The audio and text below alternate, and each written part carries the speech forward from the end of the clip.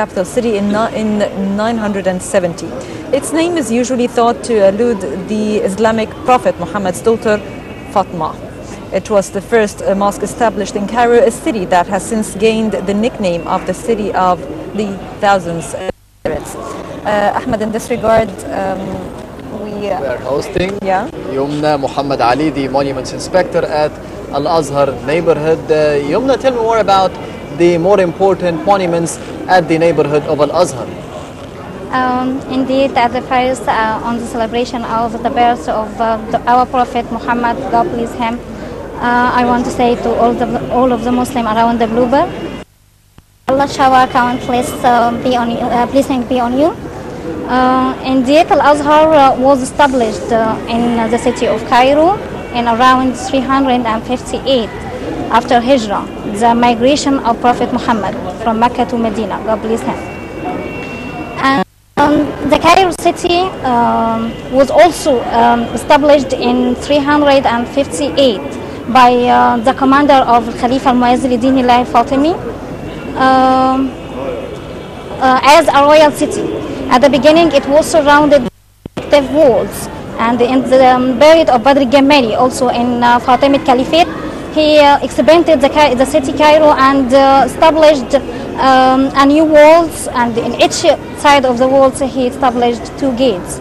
We still have until now 3 gates, one of them in the north, 2 of them, sorry, in the north and 1 in the south.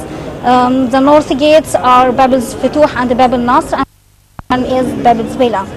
And nearby Al-Azhar Mosque we have the longest and largest street. It's Mu'izz al-Din Allah Street, and it contains different kind of monuments that represent different period during the historic Islamic period in Egypt. From the Fatimid Caliphate, we have Al-Hakim Mosque from the north, the Mansour Consol Ghuri complex, the Muhammad Ali fountains, Fakahani Mosque, and Muayyid Sheikh Mosque, in addition to the Bab Zuwayla in the south. As well as in the opposite of Al-Azhar Mosque is the complex of Muhammad Bik Abu Dahab, and behind it we have a magnificent houses, Sitt Wasila, Al-Harawi, and Zainab Khatun House. It belongs to Ottoman Empire. Okay, as an inspector, definitely you're facing problems. One of the main problems is stealing the monuments. How do you deal with stealing the important monuments from Al-Azhar and the surrounding? Indeed, Al-Azhar Mosque, during the British occupation, the British stole already the member of Al-Azhar, and it is still preserved in one of the British museum in Britain. They stole what? The member of Al-Azhar. Okay. And we have in the Ministry of Antiquities an administration that deal with stolen objects and try to reback it again to Egypt. What are the objects that were stolen? Maybe, as I have mentioned, the member of Al-Azhar, as well the head of Nefertiti, but it's not stolen, as we can mention. We have an agreement with the country to reback these objects again. Yomna, you spoke about a lot of monuments, a lot of historic places in and around Al-Azhar neighborhood. So what about the architecture of it? What characterizes the architecture of these monuments and these places? Indeed, if I spoke about Al-Azhar is not considered as an ordinary monument. It's for me an open museum that represents Islamic architecture and Islamic artists. We have nowadays Al-Azhar represents every period of Islamic history in Egypt, from the Fatimid Caliphate until the modern Egypt. The current construction of Al-Azhar is not the original current of it. As the beginning in the Fatimid period, it was about an open courtyard surrounding by 3 riwaqs, or riwaq is a group of arcades. And after that, also in the Fatimid period, in the period of Mu'izz al-Din Allah, the Fatimid Caliphate, he had an aisle around the courtyard from all of its sides. After the Fatimid period, in the Mamluk state, we have 3 schools or 3 madrasas to teach the Islamic theology. And also in the Ottoman Empire, we have the Sabil or fountain.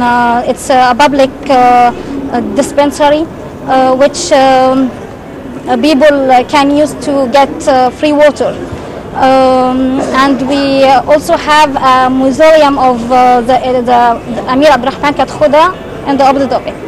And during Muhammad Ali dynasty, we also have a rework of Abbas Hilmi II.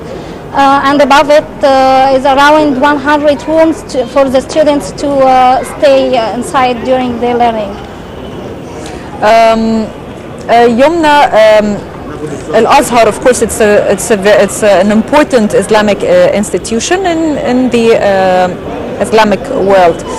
What is the role that played by Al-Azhar during the occupation eras by the British occupation and the French expedition? In 1798, during the French expedition, the Napoleon Bonaparte declared in his speech that he respects the Egyptian, the Islam, and also the Quran in order to be accepted from the Egyptian. And to do that, he established a new committee, included 10 of Azhar imams, and the leader of them was Abdullah Sharqawi.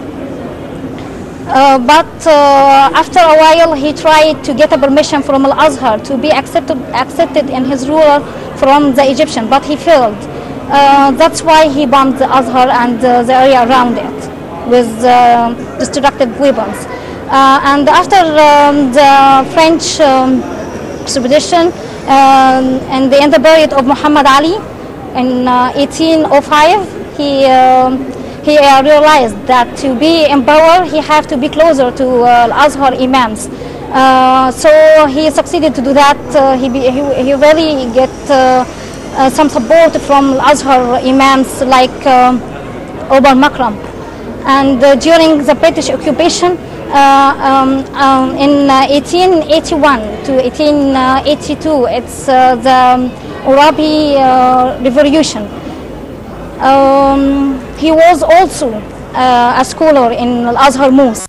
He tried to gather the Egyptian around to force or to fight against the British occupation. Mm-hmm. Yes, and still until the new revolution, the 25th of January 2011. Also the Friday prayer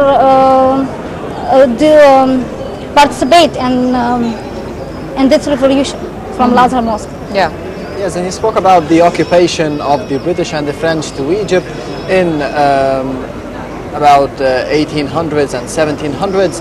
What about the Al-Azhar role in defending the Arabic language during these times? Al-Azhar is not just a mosque, it's also a university. A university where you can study all kinds of science. And we have in Egypt an Ottoman Empire, and as well as Muhammad Ali dynasty, Muhammad Ali from Albania. So the studies of Arabic is still preserved in Al-Azhar Mosque, not only in the last period but until now. It seems that Al-Azhar is still under renovation and the area surrounding it. What are the obstacles that facing you regarding this issue? Actually, Al-Azhar Mosque is under nowadays is under a restoration project. It started in 2015. The restoration project divided into 2 stages. The first one is a documentation stage, and the second is a restoration stage. Thanks God, the first stage is ended, and we are now in the second stage. In Al-Azhar, we have to deal with one organization, the organization of Mashayikh Al-Azhar and the organization of the Ministry of Antiquities. So to do more than to do a successful restoration, we have to be cooperated together to do that. And thank God we are. Yes, Yomna, Mohamed Ali, the Monuments Inspector of Al-Azhar neighborhood. Thank you very much for being with us today on Nile Cruise. Thank you to both of you.